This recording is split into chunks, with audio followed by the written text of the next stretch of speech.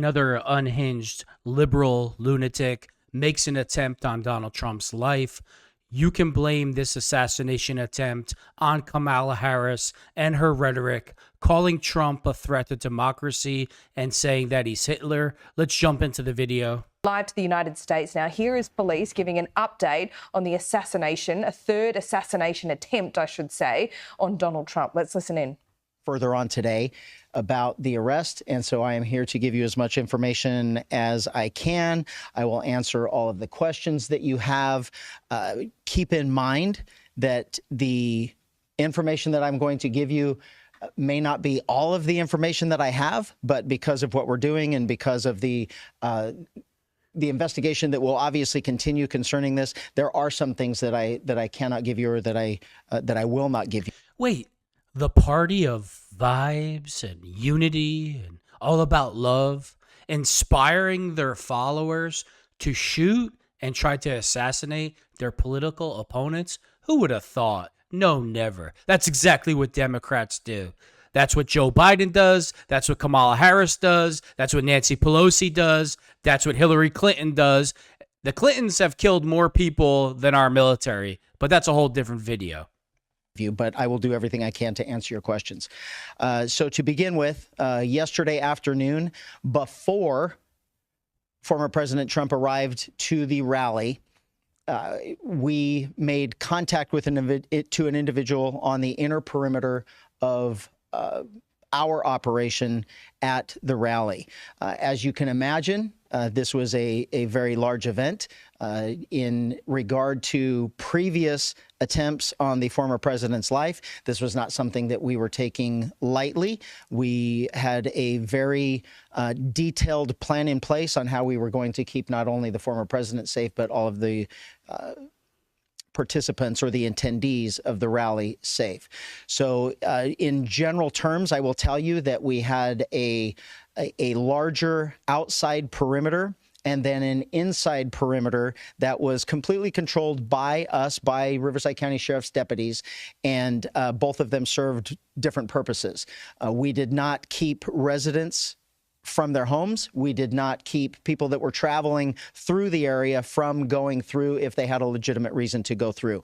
So the outside perimeter was basically to allow people in that we thought belonged there. The inside perimeter was to make sure people were proceeding in the right direction. The way it worked yesterday is only people that were allowed inside the perimeter, the outside perimeter in a vehicle, was if you lived there or if you had documentation that said you were going to this rally in the form of an email with VIP credentials or press credentials. Those vehicles were allowed in. There were no other vehicles allowed. So that outside perimeter are I will give you his name. The name that we have, and I'm going to put an asterisk by it as I explain this later, but we have his name as Vem, V-E-M, Miller, M-I-L-L-E-R, and his birth date is 10/26 of 1974. And the reason why I gave it to you like that is I will explain later. He approached the outside perimeter, gave all indications that he belonged there, that he was a participant that was allowed to get into VIP and to and a press corps, and so he was allowed through that outer perimeter. As he got to the inside perimeter, where deputies were conducting obviously a more thorough evaluation of the vehicles that were coming in, there were many irregularities that popped up. The deputy noticed that the interior of the vehicle was in quite disarray. The vehicle had... And for all of you that don't know, this was in California, where Trump's life is definitely in danger with all the liberal lunacy that goes on there. This is a really dangerous place for Trump to have a rally at. An obviously fake license plate, and that prompted further investigation from our deputy into why the person was there and what he was doing. During that investigation, the deputy eventually found multiple passports with multiple names, multiple driver's license with different names. The vehicle was unregistered and the license plate was what we in law enforcement would recognize as one that is homemade and indicative of a group of individuals that claim to be sovereign citizens. Oh, God. And assuming the deputy assumes that he was part of that identifying group. So during the investigation, obviously those identification documents were found, in addition to For all of you that don't know, sovereign citizens, these are the idiots that think the laws of the country don't apply to them. And they give police a hard time about, having a driver's license, insurance for their car. You name it, they're just idiots who are broke, don't have a job, usually have purple hair, are Democrats, and totally unhinged. a loaded handgun and a shotgun. Obviously, this was before the former president arrived. The person was taken into custody. He was eventually booked into jail on those charges, and eventually he was released. He will have to further his court case is in the future. Right now. Okay, that's where we leave that media conference, but we have a few more details from police there in California about this third assassination attempt on Donald Trump's life. Some really critical details here. This individual, Vem Miller, approached the outside perimeter of that rally. The vehicle was in disarray. He obviously had a fake license plate. This is him approaching access. He tried to park. A liberal lunatic that's filthy, out of control, can't control his emotions. Go figure. Himself off of as a VIP who belonged there in the world. If I had a bet, he probably had purple hair, estrogen through the roof, totally unhinged, has a problem defining what a man and a woman is, but that's a whole nother video. Of that officer. He said that he had multiple passports and driver's licenses. He had a loaded handgun and a shotgun as well. And that all happened before Donald Trump arrived. So a third assassination attempt, it seems a serious one as well. Must be tough when you're a legitimate sheriff trying to enforce the law when you're dealing with a corrupt FBI led by Merrick Garland. Law enforcement agency's perspective, the firearms charges is what we arrested him for and booked him on.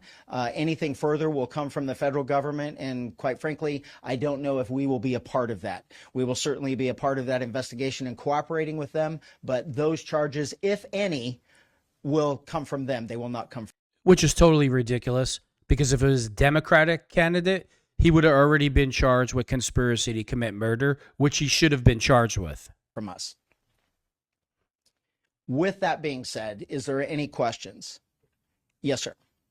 We talked to Mr. Miller this afternoon, and he said the accusations or the belief that he planned to assassinate President Trump was, quote, complete bullshit. He said that he had a special access pass that was issued to him by a Republican group in Clark County, Nevada, and that when he rolled up to the checkpoint, he told the deputies that, in his words, as a courtesy, that he had firearms in the trunk of his car. Do you have a comment on what he said? I will not comment on what he said, or specifics that we learned or gained from our contact with him. Quite frankly, I'm not really concerned with the statement that he gave the media after he was released from custody. I can tell. Well, because it's irrelevant to me. No, he knows he's a deranged lunatic. Why would you show up to a rally with all these weapons if you didn't have bad intentions? But I'm sure the reporter works for ABC, NBC, fake news, and that's what the liberal journalists do. They try to spin everything that it's Donald Trump's fault, that some liberal lunatic tried to take his life. I mean, as far as I'm concerned, there were a minimum of 25,000 people that entered past those deputies into that location that had legitimate identification and weren't carrying guns. Exactly. So I will just go from there. Yes, ma'am. Like, what a stupid question by the reporter. He has fake license plates. His car is loaded with weapons, but he's there for good reasons, right? You know, that's like saying, I always go to the mall fully strapped, 2 AK-47s, 3 AR-15s, and grenades on my hip. I'm just there to shop. You've been quoted as saying we probably stopped another assassination attempt in the press enterprise.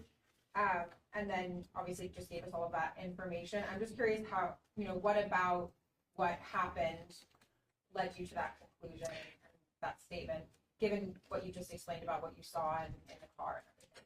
Yeah. So basically, I honestly, I will be honest with you. I don't remember saying that, but it certainly would be something I did say, because it's something that in the last 12 hours we've talked about extensively of what happened.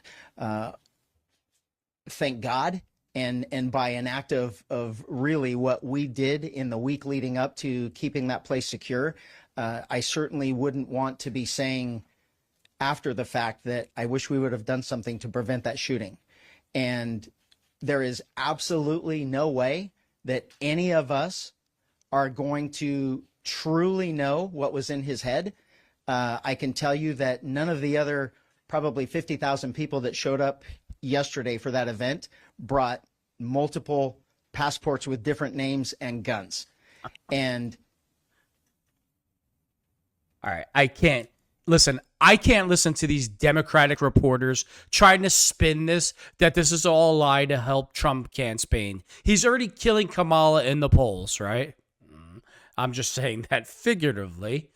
But only liberals can't. It's like, oh, you tried to kill Trump? No big deal. You showed up to a rally with fake plates, 9 passports with different names on it. You got 5 guns in the car, but he was really there for good vibes, joy, and love, and unity, and, to support Kamala in her quest for bringing the country together, right? I'm done. I can't. I just can't even listen to these stupid questions anymore. Democrats should be proud. This happened again because of Kamala Harris, Joe Biden, and the rest of the Democratic crime machine's rhetoric. That's the bottom line.